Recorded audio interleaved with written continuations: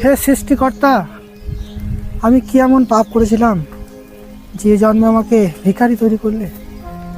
এই জন্মের কি আমার কোনো পরিবর্তন হবে না?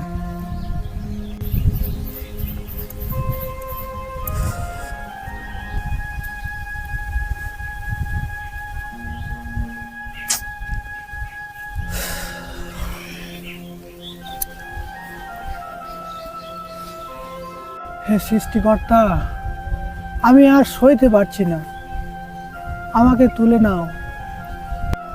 হে ঈশ্বর, তোমার চরণে আমাকে আশ্রয় দাও।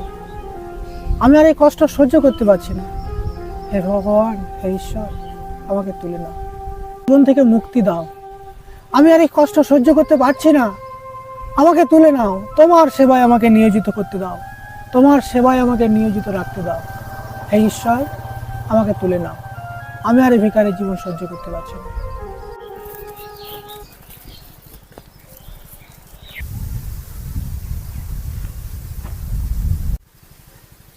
আমি কতটা পথ হেঁটে হেঁটে এলাম, এখনো রাস্কেলটার এখনো দেখা নেই। আমি কি হেঁটে হেঁটে অফিস যাবো? আশ্চর্য ব্যাপার। আসুক বান্দরটা, আমি চড়ি ওকে লাল করে দেবো।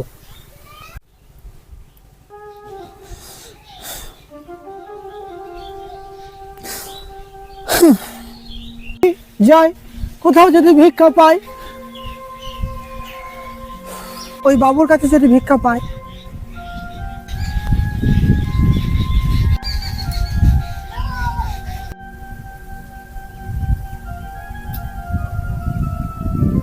বাবু, কিছু ভিক্ষা দেবেন? তোর ভিখারি, তোকে টাকা দেবো করে আমি ইনকাম করি নাকি? না বাবু, আমার এই ভিক্ষাটাই জীবন, তাই ভিক্ষা করেই আমার জীবন চলে। রাস্তাঘাটে দাঁড়াবার উপায় নেই, এই ভিখারি জ্বালাই। দূর আমার সামনে থেকে, দূর ওইখান থেকে। এবার যদি তোকে এখানে দেখতে পাই, তোকে লাথি মেরে দেবো একবারে।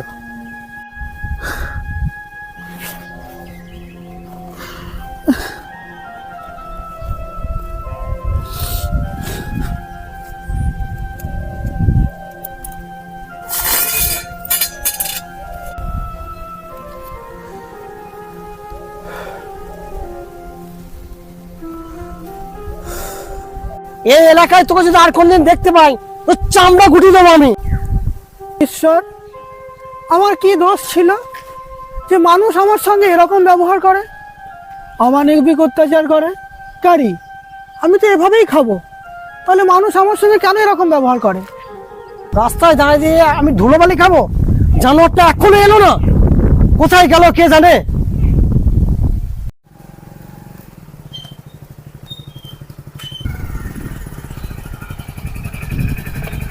আরে জানোয়ার, তোর এখনই আসার সময় হলো?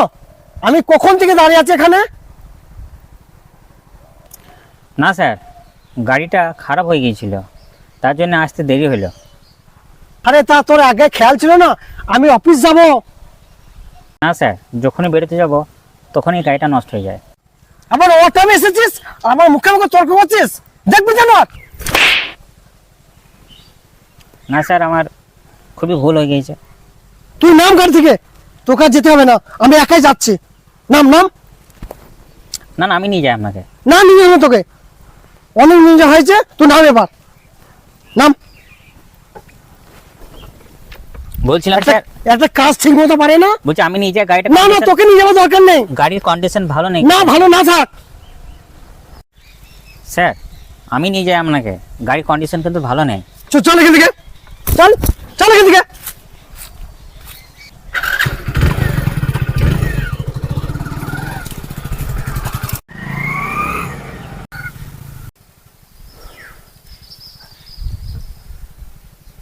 এ বিকাশ সরে যা, এই বিকাশ সরে যা, এই বিকাশ সরে যা, সরে যা।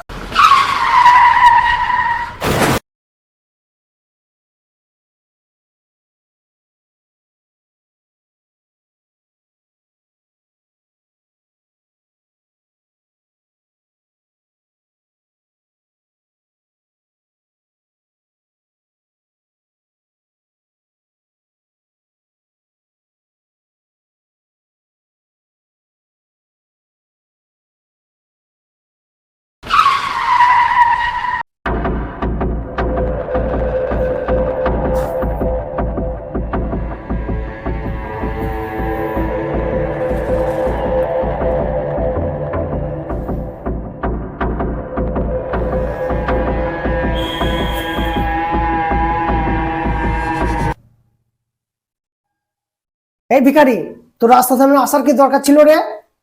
বাবু, নিজের খেয়ালে ছিলাম, বুঝতে পারিনি। অ্যাক্সিডেন্টটা হলো, কিন্তু শরীরে কোনো আঘাত নেই কেন? এ আবার কোথায় এলাম রে? এটা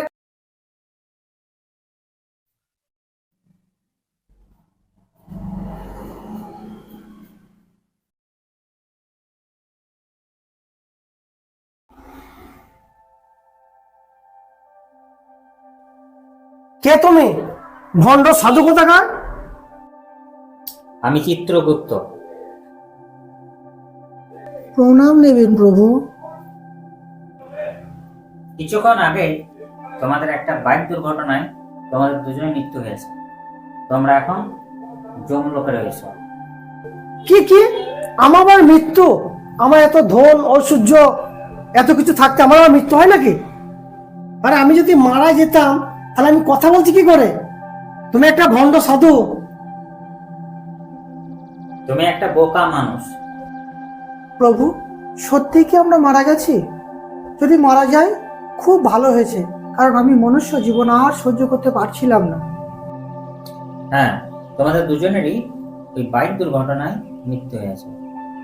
আচ্ছা প্রভু, আমার জানতে খুব ইচ্ছে করছে, আমি আগের জন্মে নিশ্চয় অনেক পাপ করেছিলাম, যার জন্য ঈশ্বর আমাকে মানুষ রূপে জন্ম দিয়েছিলেন। মানুষ রূপে আমি যখন জন্ম নিয়েছিলাম, আমি একটুকু শান্তি পাইনি। আমি উপলব্ধি করেছি মানুষের যে হিংসা লড়াই তা অন্য কোনো প্রাণীর মধ্যে নাই। হ্যাঁ, মানুষই হলো একমাত্র প্রাণী যারা সব থেকে বুদ্ধিমান প্রাণী। কিন্তু মানুষে হানাহানি লড়াই এই সারা জীবনও মিটবে না। মানুষে হানাহানি, একে অপরকে ছোট করে দেখা, এগুলো চলতে থাকবে।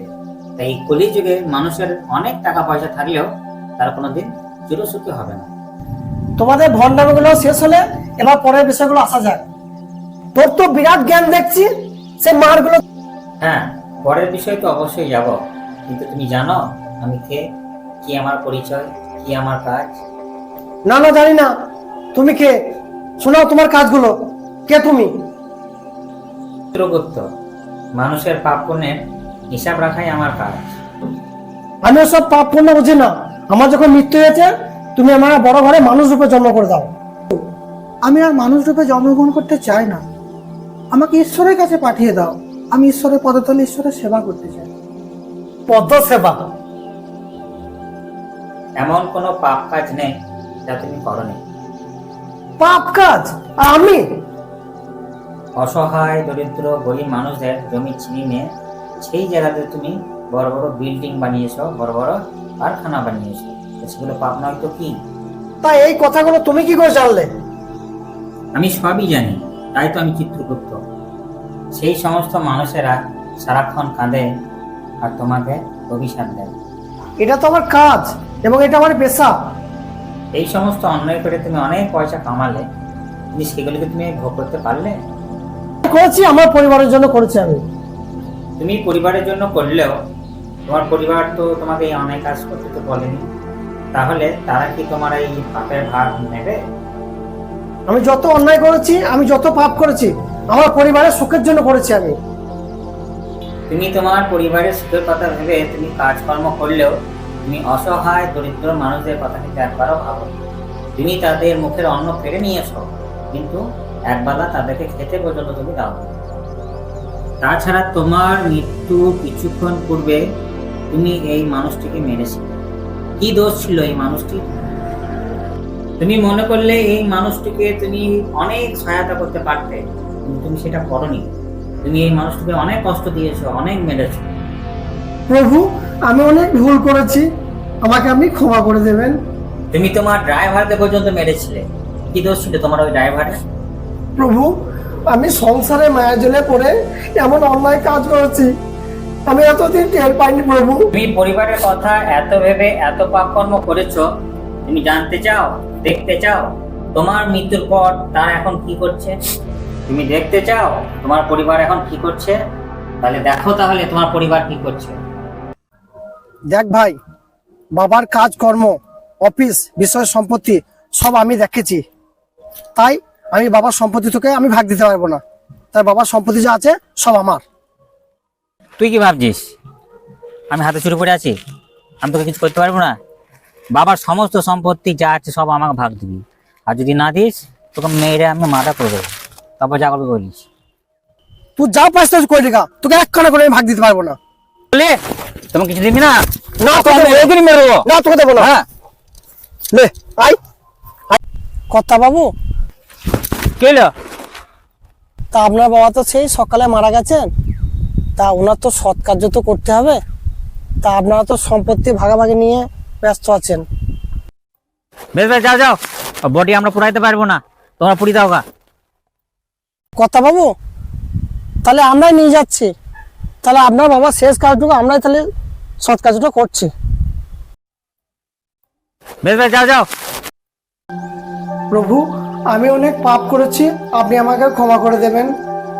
তুমি পরিবারের কথা ভাবতে ভাবতে তুমি এতটাই পাপ করেছো যে তুমি যে ঈশ্বর তোমাকে এখানে পাঠিয়েছিল সেই ঈশ্বরের সাধনা পর্যন্ত তুমি করনি। কিন্তু এই ভিখারি, একে যখন ঈশ্বর ভিখারি রূপে পৃথিবীতে পাঠান, সেই যন্ত্রণা সহ্য করতে না পারে সারাদিন ঈশ্বর কেটে গেছে, ঈশ্বরের চিন্তা কামনা করে। হ্যাঁ প্রভু, আপনি ঠিকই বলেছেন, জন্ম থেকে আজ পর্যন্ত আমি ঈশ্বরকে আজও পর্যন্ত আমি একবারও ডাকিনি। পাপ যখন করেছো তুমি, সেই পাপের ভাব তোমাকেই বইতে হবে। তাই তোমাকে আবার মনুষ্য রূপে পৃথিবীতে জন্ম নিতে হবে, এবং এবার তোমার জন্ম হবে এক ভিখারি রূপে। আর তুমি যেহেতু আগের জন্মে ভালো কর্ম করেছো, তাই তোমাকে পৃথিবীতে আর একবার পাঠানো হবে মনুষ্য রূপে, এবং এবার তোমরা দুজনে পৃথিবীতে যাও এবং ভালোভাবে তোমাদের পরবর্তী জীবন ভালো করে কাটাও এবং সমস্ত মানুষকে সাহায্যের হাত বাড়িয়ে দাও। প্রণাম প্রভু।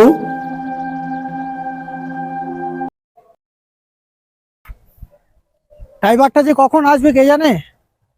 এই রোদে গরমে আর কতক্ষণ হাঁটবো? আশ্চর্য।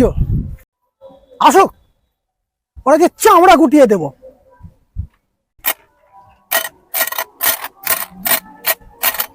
একটু ভিক্ষা দেবেন বাবু? রাস্তায় বেরোনোর জন্য এই ভিখারির জ্বালায়। বাবু ভিক্ষা দেবেন? এই চলো তো, চল চল চল চল চল চল।